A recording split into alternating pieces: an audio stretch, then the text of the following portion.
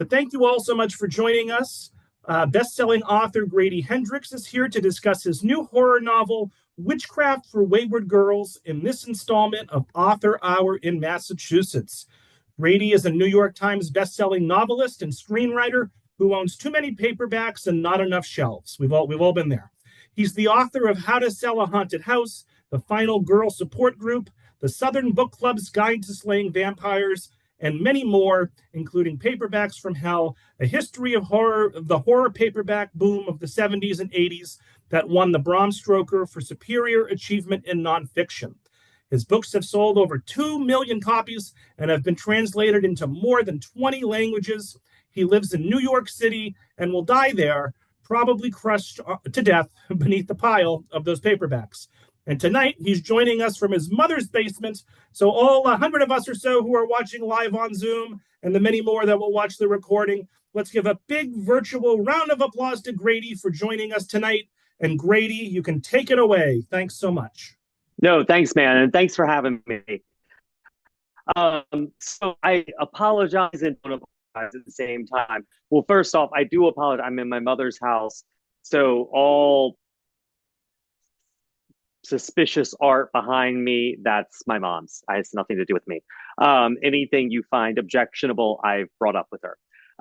So I'm down in the depths of South Carolina, and I apologize. I was gonna do a virtual version of the Witchcraft show I do. I don't like to do a regular author event with a reading and a Q&A. I find those very boring, and I had a hard time with them. And I started doing shows when I did a book called Paperbacks from Hell. And so they're like a one-man show with songs and rapping, which is really embarrassing. And sometimes interpretive dance. I had a witchcraft show. I've been on the road for about 16 days with it in 13 different cities. But this was sort of the end of it. And it's weird to do the shows for people online. I did them during the pandemic. And what would happen is you get to the end of it and I would hit that leave meeting button. And then I just felt like a crazy guy in a room all alone yelling at my laptop. So it got bad for my mental health. So I'm doing this tonight, which is a little more of a Q&A. I'm going to go through, I got slides. I'm going to try to share my screen, probably unsuccessfully. It's exciting for me to have a bunch of librarians on here.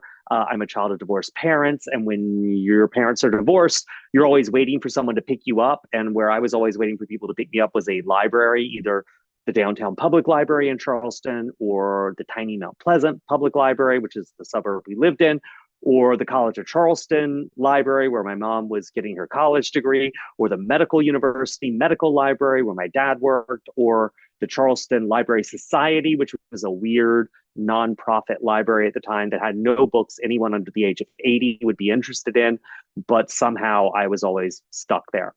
So, the only rule of the road is throw your questions into the chat or the Q&A, and I like to answer them as I go as much as I can. If I'm ignoring your question, it's not you, it's me, but I will hit them as I can. I don't like to do the Q&A all at the end, although someone did right at the beginning ask, before I start talking about Witchcraft for Wayward Girls, a horror subgenre that's due for a re-examination. I don't know, man. They're all getting dragged out of the closet and re-examined right now. Horror is going through a boom. When I did How to Sell a Haunted House, which is the book I did before Witchcraft, it's about some adult siblings whose parents die. They got to clean out their house. The house is full of haunted puppets and dolls, which is disgusting. I feel bad about that. And I felt at the time that maybe haunted dolls were due for a revival. It was a big genre in teen fiction in the 70s. Carol Beach York's Revenge of the Dolls. The early 90s Witch Doll. There was William Sleater's Amongst the Dolls, but there wasn't a lot from dolls. And so I always feel like people had, we all have a really weird relationship with inanimate objects. And so I thought dolls were time. Right now, I'm not sure. I feel like people are experimenting with redoing Frankenstein. And yes, Frankenstein's the doctor, not the monster. But I think everyone's getting it wrong. But I feel like people feel like technology is a point where that book is more relevant than ever. And that book is so foundational to horror. And I feel like people are nibbling around the edges of that. I just did some events in the Boston area. I probably won't be up there again for a while. I did it in Plainville and Salem.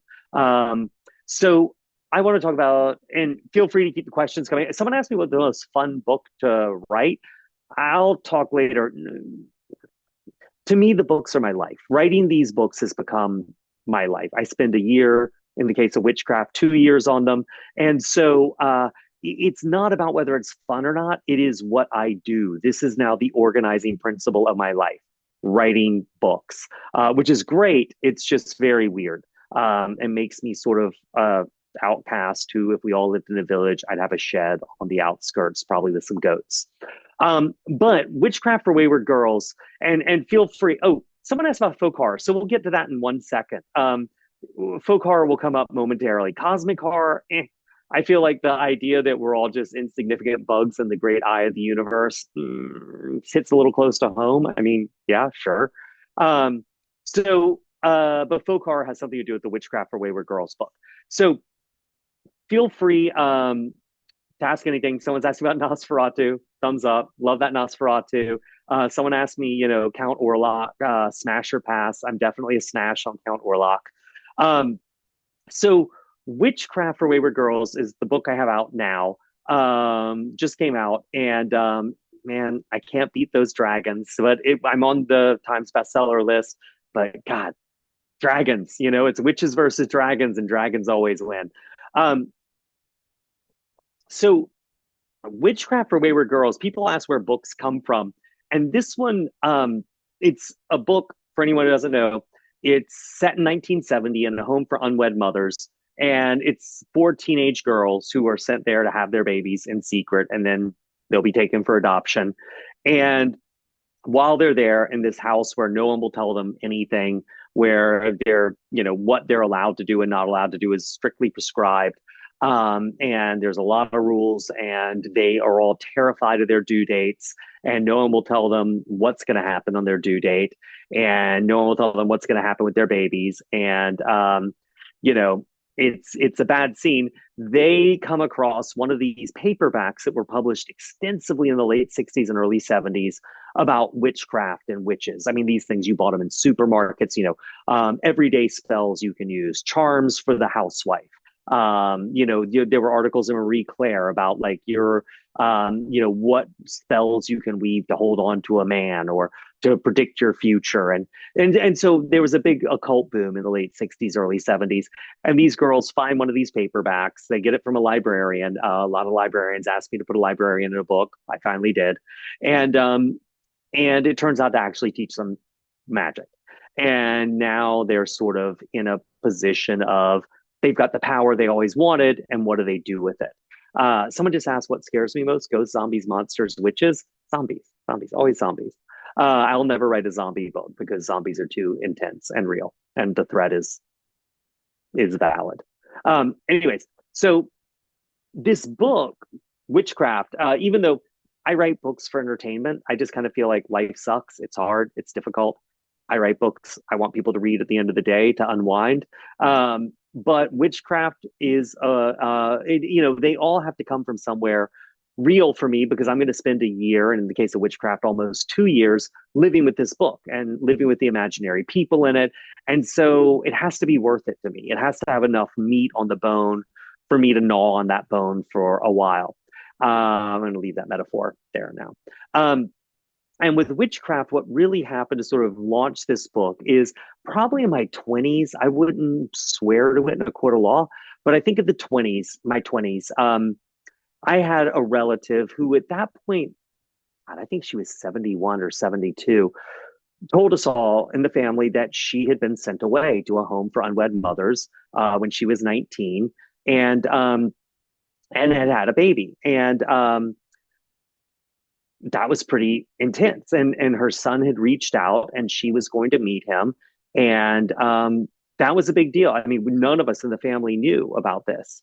And I was sort of, wow, that's interesting. And then she reunited with her son, and it was really great for both of them. And a few years later, another relative of mine, who was at that point, I think just about to turn 70, also sort of kind of less publicly, but let's slip that she'd been sent away when she was a teenager to a home for unwed mothers. And she never reunited with her daughter. And I think it cast a shadow on her. And I was really thrown by this. I was trying to wrap my head around it. And I wound up sort of, the cruelty of it was very intense. Why, the idea that you would be sent away as a teenager and have a child and then spend the rest of your life and not know anything about that child. And I remember one of these relatives having a conversation with my mother and saying, "Oh, my daughter doesn't want to get in touch with me. She must hate me." Mother saying, "Well, she might be dead." And I think she was looking at it from a glass half full. Maybe she doesn't hate, maybe she's dead. And it really hit home for me that you could have a child if you had been sent to a maternity home and not know if they were living or dead or sick or well or hated you or liked you or were thriving or not thriving. And I really had a hard time with that. It seemed so cruel and so arbitrary.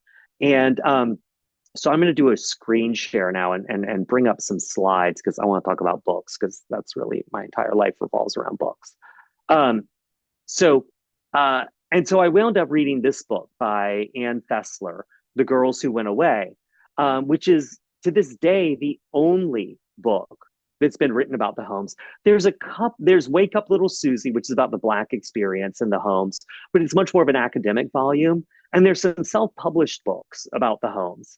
But in terms of nonfiction, The Girls Who Went Away is it. And it's an oral history of the maternity homes and really of the baby scoop era. Maternity homes have always existed from the 19th century on to today. But the maternity homes that we're talking about were the baby scoop era. And that's from about 45 when World War II ended to 73 when Roe passed. And that's sort of considered the baby. And there was about 190 maternity homes in the United States during that time. And they were run variously. Some were run by Salvation Army, ran many of them. Catholic Charities ran many of them. The Florence Crittenden Society ran many of them. And a lot were independently operated. And they very much varied. Even they all varied according to state law, would account for the differences, and also the personalities of the people running the individual home. So The Girls Who Went Away is an oral history. It gives the women who were sent away a chance to speak and tell their stories. It is a jackhammer of a book. I mean, you read this book and it will make your teeth fall out. But also these women are some of the bravest, most resilient women you'll encounter in literature. And while reading this book, one of these women said something that really resonated with me. And I was just reading this book to wrap my head around my family's experience. But one of these women said something that really resonated with me. And she said, because the script was always, you were sent away and you gave your baby up for adoption. And she said in The Girls Who Went Away, I didn't give my baby away. My baby was taken.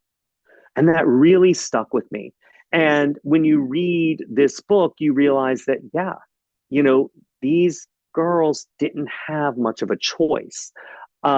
They were really pressured to give their children up. And if they chose not to give their child up, if they chose to keep their child after having them, and usually that meant they changed their mind because you were sent to the home because you were expected to give the child up. The homes were not adoption agencies, but they worked hand in glove with a lot of adoption agencies. And if you changed your mind about giving your child up, there would come a moment when you were presented, the tactic was called the bill, informally. And what would happen is they would say, okay, well, if you're not giving this child up, you've just given birth, you want to keep your baby, you now need to pay the bill because we were going to defray all your expenses by putting this baby up for adoption. But you don't want to do that, and that's fine. That's your choice. But now you owe us for your room and board. You owe us for your doctor visits. You owe us for labor and delivery. You owe us all your costs. And these girls had no way to pay that. Some did manage to scrabble it together.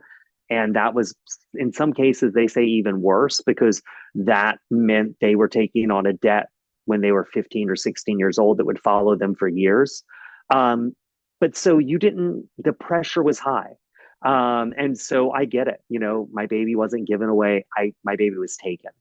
And that really stuck with me. And I knew that at that point there was a story in these homes. This idea that there were these homes around the country that teenage girls were sent to where you weren't told each other's names. You did not know anyone's real name. You didn't know their hometown. You were encouraged not to share personal information about yourselves, all ostensibly in the interest of your privacy, because that was the goal, to go have the baby in secret and never talk about it again. And when you get home, they'd say, oh, she was visiting her aunt this summer, or she was working as a lifeguard in Daytona Beach, or she went to Montreal to work on her French or whatever.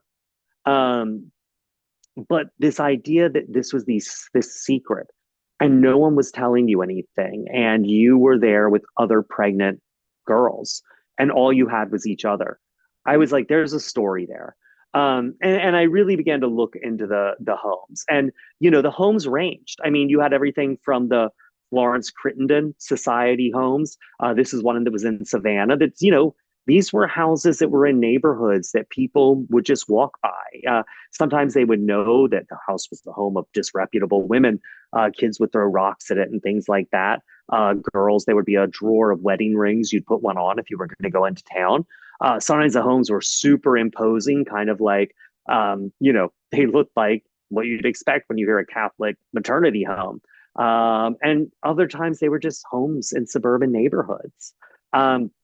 And I began to really dig into these homes. And I wound up doing a ton of research for this book.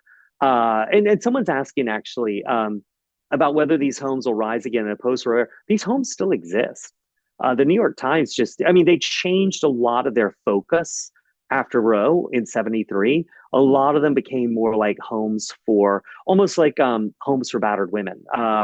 Their locations were still kept secret. The identities of the people, they were kept secret, also to protect their privacy. But it was regarded as if you were on your own and you were a single mother, you would check yourself in to a home to have your baby and get support and get some classes about, you know, parenting, childbirth, and you know, what kind of aid you'd have access to and things like that, aid and assistance. And so, but the homes still exist. I mean, the New York Times just did a big story about maternity homes in Florida. They're having a hard time with the police. Just they're having a lot of conflicts with residents, and there's not an overall state licensing body in Florida. So whether there'll be a resurgence post-Roe, I don't know, but the homes have always been with us. And so anyway, so I did a lot of research on this because this was an area I don't know about. And I started writing this book just because people keep asking about Roe, which is fair enough. I started writing this book because this is what happened to my family, and I wanted to understand it. And after reading Ann Fessler's book, I really had not just more questions, but also an idea that there was a story here. And but I was writing this book for almost 11 months before I realized, oh crap, this book is going to come out in August of an election year that's largely going to revolve around reproductive rights. That's going to be a bad look. I'm a dude. I mean, I don't know if anyone's noticed that, but I'm a guy. I'm a middle-aged man with no children writing a book in which everyone's pregnant. And I was like, this is going to be a bad thing. And then I blew my deadline because the book took longer than I thought, and it came out in January. But yeah, the political aspect was really the least thing I was thinking about. To me, I was thinking about these women and these women I loved who had been sent to these homes. You know, I'm not sure I'm capable of writing fiction that's political. To me, it all comes out of a personal place. If it also happens to overlap with political issues, well, that's just because gee whiz bang. We live in a world where politics impacts our daily life, but I'm just trying to write about the world around me. So this book ate me alive with research. And this is a little bit of my research library for this book. And a couple of things started to present themselves to me as I began writing this book. And one of them was what a nightmare obstetrics was in 1970. I had about 12 moms who worked with me who shared their birth stories. They were really, really generous. Let me ask stupid questions. And I had about four OBs and laborists who worked with me. And I was doing online classes and all that stuff. But, I also had to make sure I was doing period appropriate obstetrics. And it was interesting because uh, there were things that as a guy were very revolutionary to me and sort of revealing and upsetting, whereas women were just like, whatever. There was a big scene in the book early where the main character, Fern, has her first internal exam when she goes to the home. And that was pretty par for the course in 1970. Why would you, as a 14 or 15-year-old, be having an internal at that age? It just was not done. I mean, maybe in some cities, but certainly not in Alabama or Tennessee or South Carolina, not because they were rednecks, but just that just wasn't the way medicine was practiced in family medicine. And and I realized that the first internal exam some of these girls would have would be when they got to the home, and how traumatic that would be. It's a doctor they don't know. It is a situation in which they are uprooted and sent away and hidden and told they are basically the worst people on earth who have ruined their lives and ruined their families' lives. And they have been sent here as a punishment. And there was a big scene of Fern's first internal exam as this really traumatic incident. And a lot of women who read the book at that point were like, so what? Like, welcome to the rest of your life, sugar, bite a nail.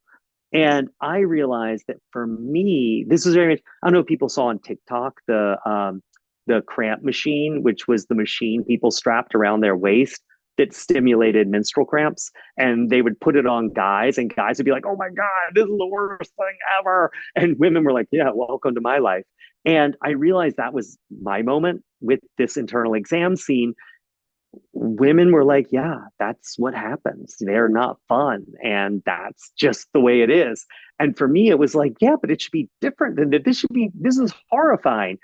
But it was just the way it was. And it's just the way it is. And for me to make a big deal out of it just was an amateur hour move.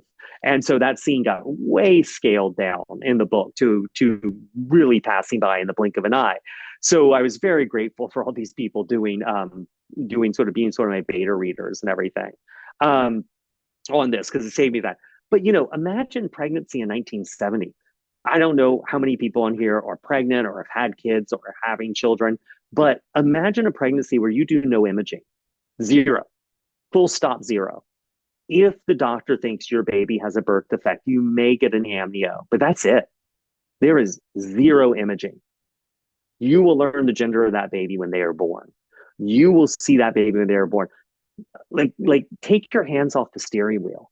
I think most of us could not handle. I couldn't handle that if my wife was pregnant. Like, that's crazy, but that's 1970. Also, imagine the fact that in 1970, if you were giving birth, if you had money and you were middle class, solid middle class, you would get epidural, possibly, and then an early epidural. They just started in the 60s, late 60s, but or early 60s, I guess. But if you were poor, they just put you to sleep because it was easier to deal with your ass if you were just unconscious. Third, you're strapped down. You want to have a baby, your ankles are tied down, your wrists are tied down. You are immobilized. And you've got morning sickness, that's all in your head. That's a psychological issue. In obstetrics manuals, they made that very clear. So it really was a wildly different way of having children. And oftentimes, if you had questions about your pregnancy, they would just say, trust the doctor. And especially for these girls in homes, it was none of their business, their pregnancy and what was going on with their bodies. The doctor knows best, and he knows what's going on. Shush, don't ask questions. And you could do something like read Guttmacher. Guttmacher was sort of the standard family planning, pregnancy, what to expect when you're expecting for a lot of the 20th century, for many decades. And it's a perfectly lovely book, but there are things in Guttmacher that now wouldn't pass muster. I mean, again, morning sickness was all in your head. You shouldn't drive when you're pregnant. And the thing that I always thought was crazy is there was a very specific formula for the weight you would gain. I think Guttmacher puts it at, I mean, height dependent, but generally 22 and a half pounds, 24 and a half pounds is what you should gain, period, full stop. And if you were gaining more than that, you were put on dietary restriction. I spent a lot of time with my Williams obstetrics. Williams is the classic obstetrics manual. And this was the 13th, it's, I think, 1968 or 1967. And my favorite thing about this Williams is the dedication to all residents in obstetrics and to their wives, whose sacrifices have made their long and arduous training possible. This volume is dedicated. Because in 1970, there were, I believe, and I think I'm overestimating, but 14 female obstetricians, I believe, in the world. This was a profession of men by men. And one of the books that was enormously helpful for me when doing sort of this research on, the basics, pregnancy, like not the fun stuff, is Ina May Gaskin's Guide to Childbirth. Ina May Gaskin was the forefront of the midwife movement, the midwifery movement in the late 60s, early 70s. She ran the farm down in Tennessee where people would come to have their babies sort of with no hospitalization and no real medical intervention. Ina May Gaskin is the only midwife that a procedure is named after, the Gaskin maneuver, which is you do to dislodge shoulder dystocia, which is features in the book. And there's a lot of pushback, I know, and I feel like people tell pregnant women how they should be doing their pregnancy very regularly, because people love to tell pregnant women things. And I feel like pregnant women are often made to feel like they're doing it wrong. You're too medicalized. You should be more into midwifery. You're doing too much midwifery. You should be more medicalized.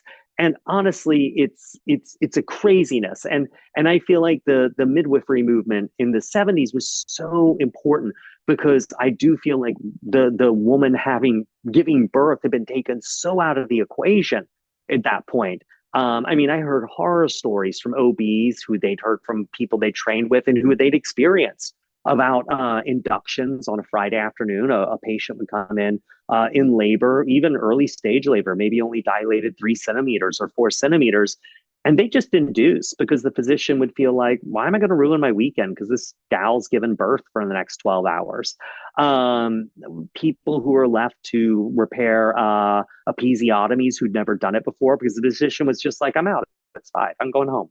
And really everything was done at the convenience of the doctor. And there were good OBs out there, but it was at their convenience. And I would say more often his convenience, not the patient's convenience. So I feel like that midwifery pushback was necessary at the time. One of the books I read for this that was really, really pivotal for me was A Midwife's Story by Penny Armstrong and Cheryl Feldman. Cheryl Feldman, I believe, was an author at the time. Penny Armstrong was a midwife in Pennsylvania, Dutch country, Amish country. And I don't know if people know Thomas Lynch. He's a poet who writes a lot of, he's an undertaker, a mortician. And he writes a lot of poetry. He writes a lot about life and death. He's a really beautiful writer. I don't agree with him always politically, but he's a really beautiful writer. He's gotten a lot of attention. This is the birth version of Thomas Lynch. It is essays about delivering babies. And it is, I think it's out of print now. I got it on Amazon for like $1 plus shipping. And it's a beautiful, beautiful book about rolling up your sleeves and birthing some babies and what that's like and the toll that takes on you when that is your life as a midwife. And so this was really, really pivotal. Another thing I also read trying to wrap my head around this was a lot of pulp and scare fiction about illegitimate kids and unwed mothers. These books were published from, I think, Baby Peddlers 48, I think Illegitimates mid 50s, late 50s, Cool Kids with Hot Ideas as the 60s. And these are all exposés, nonfiction exposés about the horrors. And, baby selling was a thing. It was not necessarily linked with the homes, but tan babies out of Tennessee, Georgia. There was a woman who stole babies off the street and would sell them. Joan Crawford's twins were tan babies. This woman made millions stealing and selling babies. And she had a agreement with three maternity homes that she would handle their children up for adoption, and she would just sell them. And oftentimes she'd show back up in the adoptive family's life saying, "Oh, the birth mother's making trouble, but for a small fee, I can make her go away." And she would just clean up left, right, and center. And she operated through, I think, 57 was when she went out of business, but they were baby sellers all the way through. And that often in sort of the heated pulp nature of these things, and by pulp, these were nonfiction pulp exposés. They were in magazines and they were expanded or padded out and published as paperbacks. And baby selling and maternity homes were sort of conflated. These are unnatural mothers. They have no fathers. They have no husbands. They're out there having babies and then selling them. And then in the 60s, there was a huge boom in this stuff, as you see from Cool Kids with Hot Ideas, because, kids are out of control. There was a real generation war. And God, they're having the babies and they're using drugs and all this. And so it was really, really, I read a lot of that stuff, just trying to sort of see how people talked about this, because now I understand how we feel about this, but how did people feel then?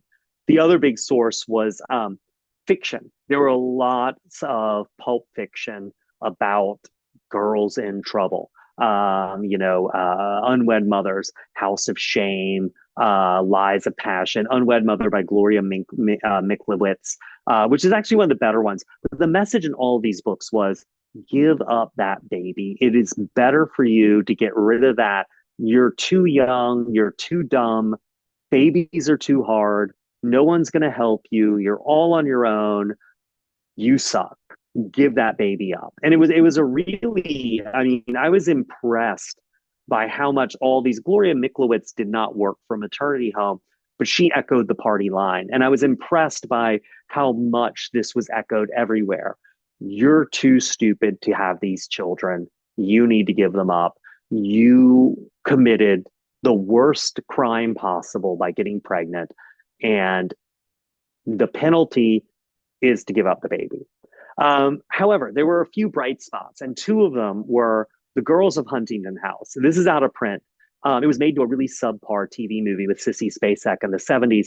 But it's written by a woman Blossom Elfman, who was an English teacher in a maternity homes in California and did a lot of advocacy work with maternity homes. And it's great. And in fact, the character of Rose, if anyone's read the book, is lifted right out of one of the characters from Girls of Huntington House, who was a blast to read. And I was like, I want to write someone like that.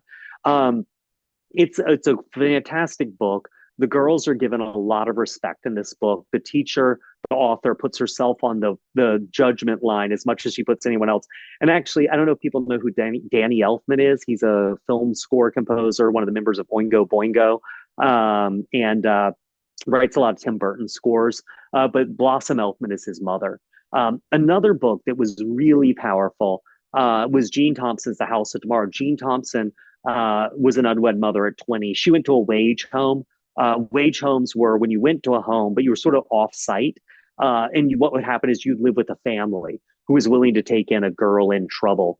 And you would work for them. You'd be their maid and their babysitter while you were pregnant. And usually in the last 4 to 5 weeks, sometimes 6 weeks of pregnancy, you'd go into the maternity home. But as a wage home person living with a family, the money you earned would go to defray your costs in the maternity home.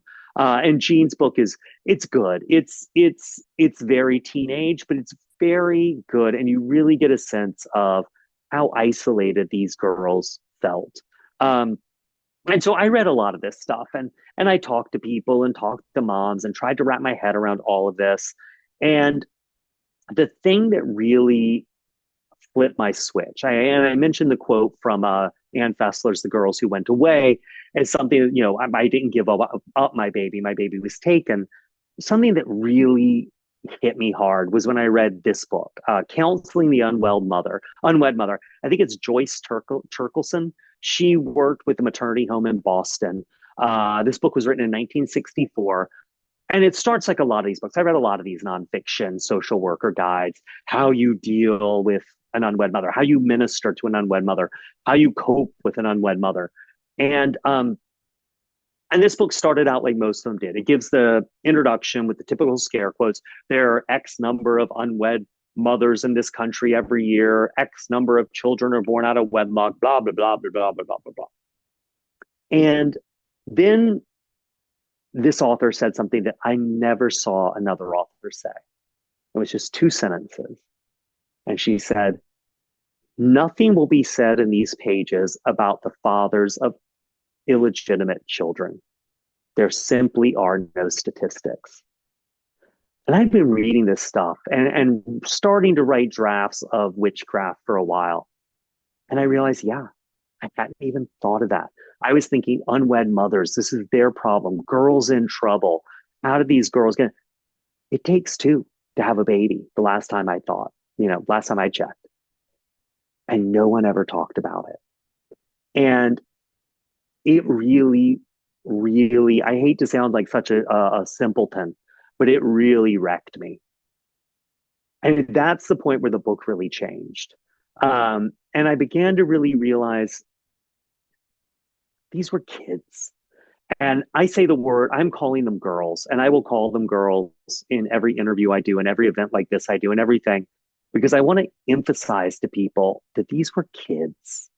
They were 14 years old, 15 years old, 16 years old. Think about your 15-year-old. What do you trust them to be responsible for? And these kids were sent away from home for 12 weeks of their pregnancy, more often than not, and told to decide what to do with their child. It wasn't really a choice. They were pressured to put that child into the adoption channel. How would you feel with your kid, your 14-year-old kid, your 15-year-old kid? Pregnancies happen. These weren't girls. And there were so many quotes right up until 2015, 2019, I was finding these quotes that these girls were looking for attention. They were loose. They were stupid. They were looking for a handout. We call them welfare queens. All these things. They're kids. They're kids. They were raped. They were sexually abused. Both of my relatives who were sent away were both raped. These were kids who didn't know birth control existed, who a boy made promises to them. Yes, they were responsible, but they were half responsible.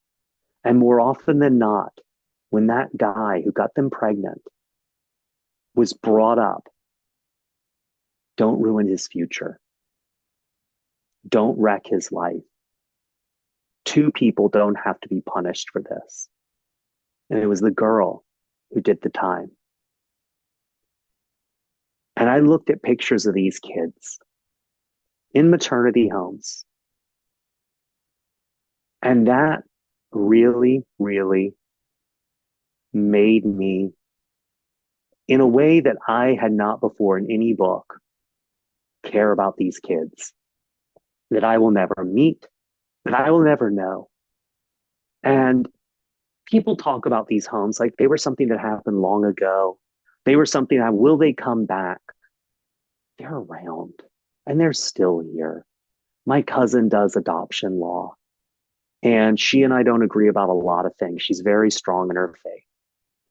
But we agree on one thing, which is when these kids show up on her doorstep, often with their parents in tow, who are very angry and very scared, her first thing to them is slow down. We've got time, and we can make a decision together about what's best here. Maybe abortion's best. Maybe adoption's best. Maybe having the kid and keeping it. But we've got time. But these girls who are in the book, these girls before 73, there was no time. There was no one saying, slow down. Everything had to happen now. And this is a picture I don't show a lot of people. But one of the homes, someone put together pictures, class pictures of the girls they knew there who had gone through. And this is one I went back to again and again, just to remind myself of who I was writing about, not because it was political, not because I wanted to make a bigger point, but just to remind myself that these were people, these were kids. And I feel like when we lose sight of that, we lose sight of our humanity. And when you read about these kids and the way they were treated, and you read the quotes in the press, and you read Ann Landers, the advice columnist I grew up, reading every day, who hated unwed mothers. And when unwed mothers or people who were related to them wrote in, she would say, "You are sick. To have a child out of wedlock is sick. The only thing to do is give it up for adoption." And one woman wrote into Ann Landers, I think in the late 60s, if I remember correctly, and said, "I gave my child up for adoption, and I'm not irresponsible. I'm not sick.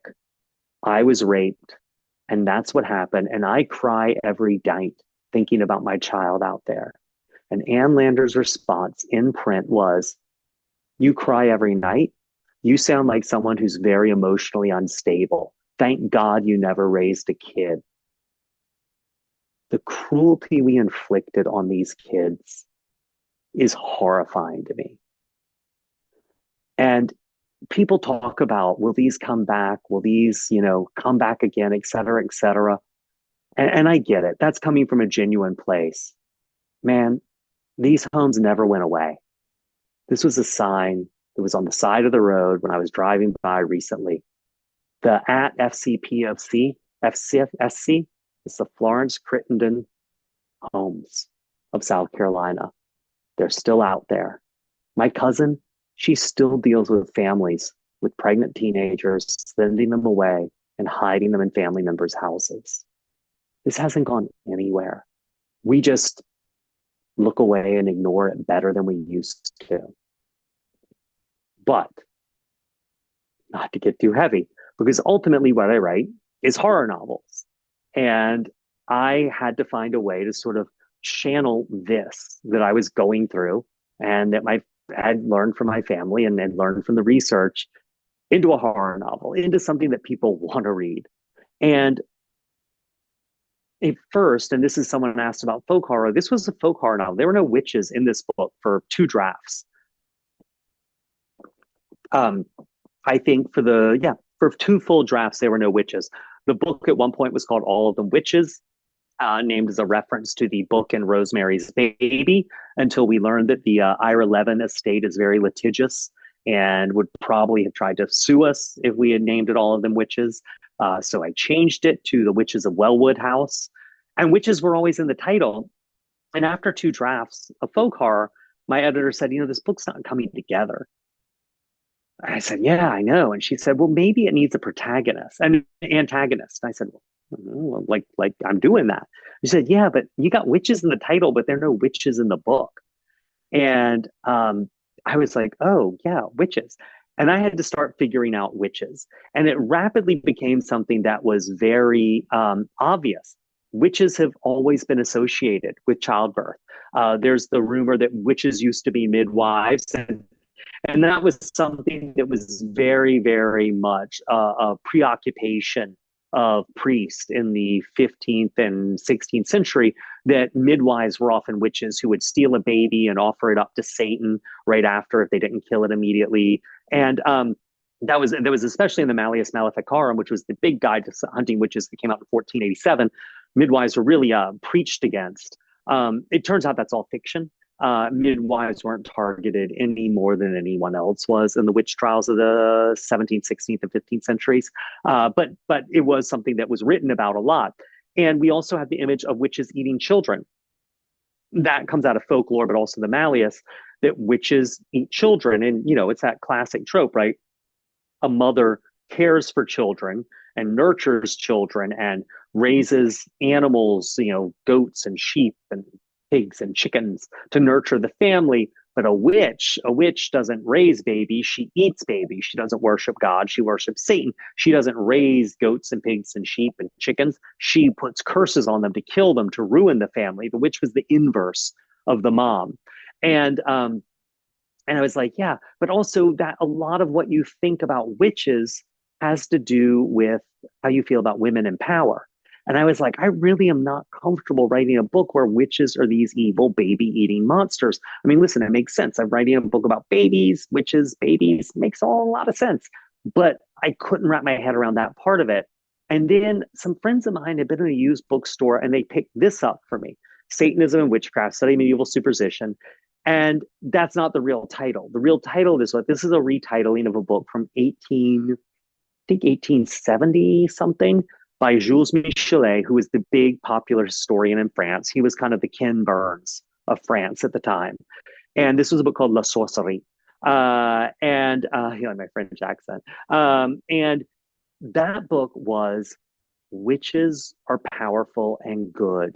And what's wrong with the Black Mass, where witches meet this powerful Satan figure, a witch's nude body as the altar, a witch sex with the witch was the consecrating act. What's wrong with that?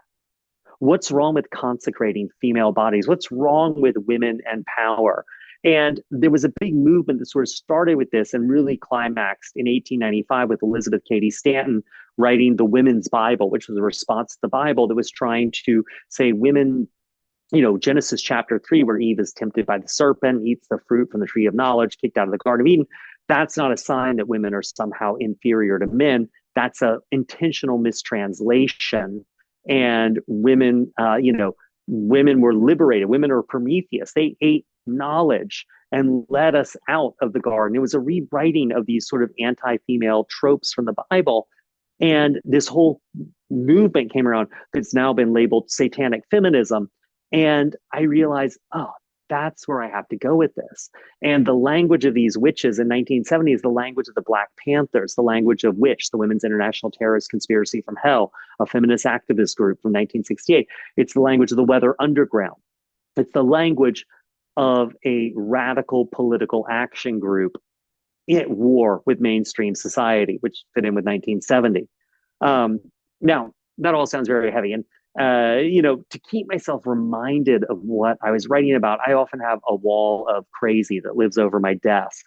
It's sort of images and things, and a lot of it is you'll see this calendar across the middle, which was a calendar sort of every day in the book and what happens. But there are things in it like, ads I would find in magazines like Become a Witch, because this sort of occult thing was big at the time. The door butler, the Monsanto green AstroTurf doormat with the 3 white flowers on it. Every relative I knew had one of those in the 70s. And it was just things to remind me of 1970, of what I was writing about. This is characters that were cut from the book. Jim on the left, who was a witch's familiar, who was a talking rabbit, who really hated the 4 main characters. The mother tree was a big deal in earlier drafts of the book, which was a tree these girls had to protect. Stuff. I mean, I did 14 drafts of this book, and 8 that were seriously, radically different from each other. But also the Wall of Crazy gave me a chance. Things would just go up next to each other that sort of informed each other. A Chamber of Commerce ad for Alabama next to a still from a witch movie from Nigeria. And they would form these connections that really played into the book. I mean, think about your shoes and your tampons, but also think about maybe becoming a witch. And this was my favorite juxtaposition. It was really unintentional. I put these up next to each other just because I was slapping stuff up there. But, up off your knees, girls. But there they all are on their knees. And so I want to jump into questions. I wasn't doing as good a job as I thought I would. Sorry, screen sharing shut down the chat window. I feel bad about that. My apologies. I will look at it one sec. But there were 2 books that really had a lot to do with this book. And the first was, I was getting all this research. I was learning all this stuff. I didn't know how to start this book. And I read I Await the Devil's Coming by Mary MacLane. Mary MacLane was the most famous teenager in the world in 1902. She was 19. She wrote this book that was her diary about how she wanted to have sex with her English lit teacher and how she wanted the devil to come and take her away from Montana. And instead of being good and virtuous, she wanted to be exciting and interesting. And she was enormously famous. Baseball teams renamed themselves the Mary MacLanes. Kids killed themselves in her name. They formed Mary MacLane leagues where they just commit random crimes in her name. She was preached against. Her books were banned. And the second I read this book, it had been reissued by Never Sing. And I had the voice of this opening. And I don't know if anyone's read the book, but that whole sit, listen part, that's Mary MacLane. And that's the first thing I wrote. And from there, the book just came together step by step.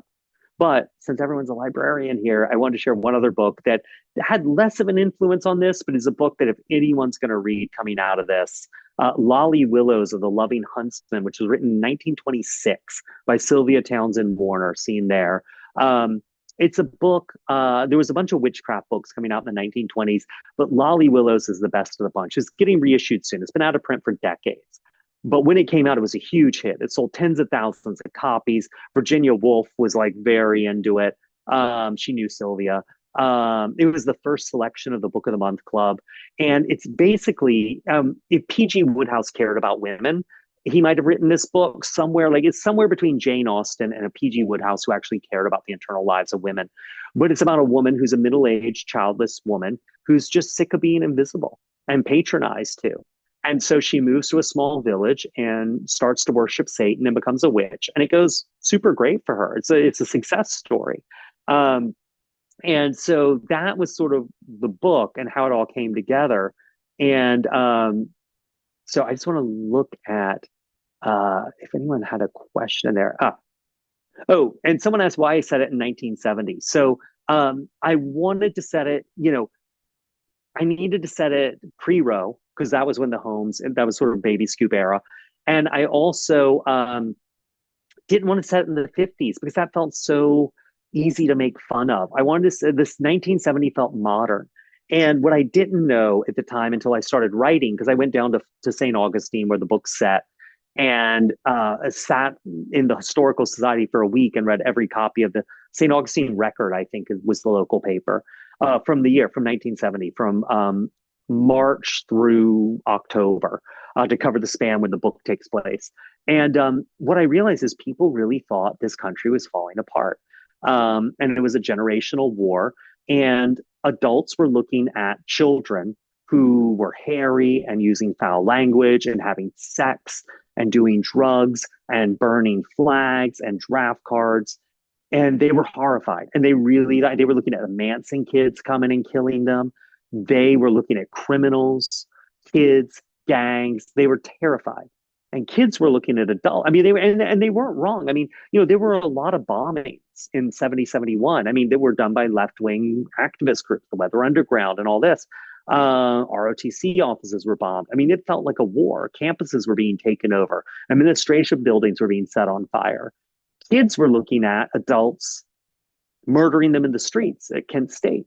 They were looking at adults cheering as cops gave them concussions and cracked their skulls in Chicago in 68 and at other protests. They were looking at adults shipping them and their friends off to Vietnam where they come home in a body bag or with body parts missing or traumatized, not the same person who went over.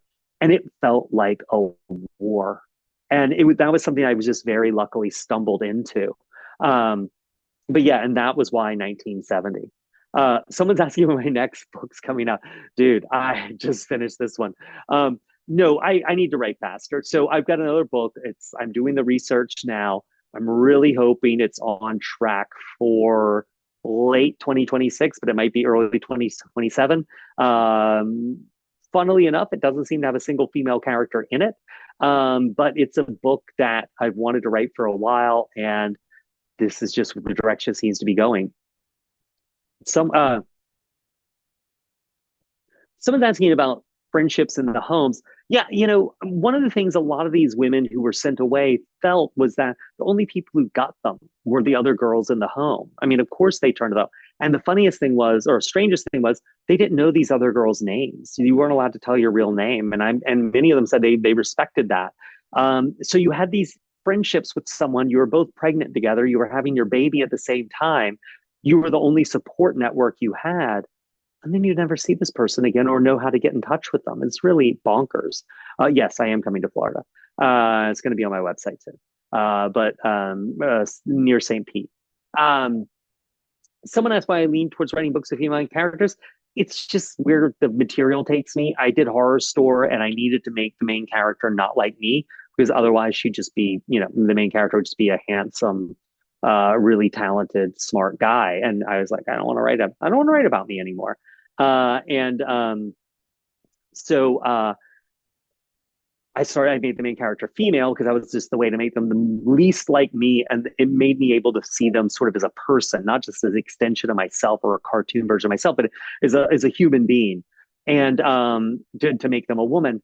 And then with my best friend's Exorcism, it was like, well, I wanted to write about friendship in high school, and female friendships seemed to be more demonstrative in a way male friendships weren't. And then with We Sold Our Souls, I needed it to be about, I started writing about men, and I need to make Chris a woman, because I was like, if I'm going to write a book about someone who's being told they have no value right now in 2016, that is women. And then, I wanted to write about book clubs. Well, book clubs are largely a phenomenon that involves more women than men. This book, it's wanted to write about maternity homes. You're going to be writing about women. So it's just kind of happened. And, I hope I'm not screwing it up too bad. Yes, I'm coming to California. It's posted on my website soon. Huntington Beach. Chicago. I will be at Exile in Bookville sometime this year. Someone's asking me, they're coming to Charleston, what to do. So Charleston's weird. And when I was growing up here, we had no bookstores. We had Chapter 2, but that closed. Now there's a bunch of indie bookstores. So Buxton Books downtown, Blue Bicycle Books, which is a great used bookstore downtown that also sells new books. Itinerant Literate in North Charleston has a great horror section. The Village Bookseller in Mount Pleasant. I mean, it's an embarrassment of riches from a book point of view. Sullivan's Trade a Book, which is on Coleman Boulevard, which I've cleaned out the horror section, so good luck with that. But they got a huge Western section and romance section. I mean, there's a ton of book places around here, although Mr. K's used books just closed. And no, the nephew at the end of the book is my nephew. I don't want to say his name, but one of my nephews. Oh yeah, no, I hear what you're saying about California. That makes sense. I didn't intend that, but it's tied together. So yeah, that might be true. Okay, so we are coming up on the end of this. I think Robert's going to pop back in, but thank you guys for listening to me ramble. I really appreciate it. I'm glad I didn't do a show. My brain is fried after doing 13 or 14 of them in 2 weeks. So I hope this was somewhat interesting. So thank you guys. I really appreciate it. Grady, this was extremely interesting. So folks, let's give Grady a big virtual round of applause for a great talk. Please take the feedback survey when you exit the Zoom. Look for a follow-up email from me later tonight with the recording, as well as a link to Wellesley Books to purchase a copy of Grady's latest and greatest. So Grady, congratulations on the critical acclaim and the success that the book has received thus far. And one of these days you'll beat those dragons, I have no doubt. So thanks so much, though, Grady, and have a great rest of your weekend, okay? Thank you, guys, and thanks so much for having me. Yeah, bye-bye.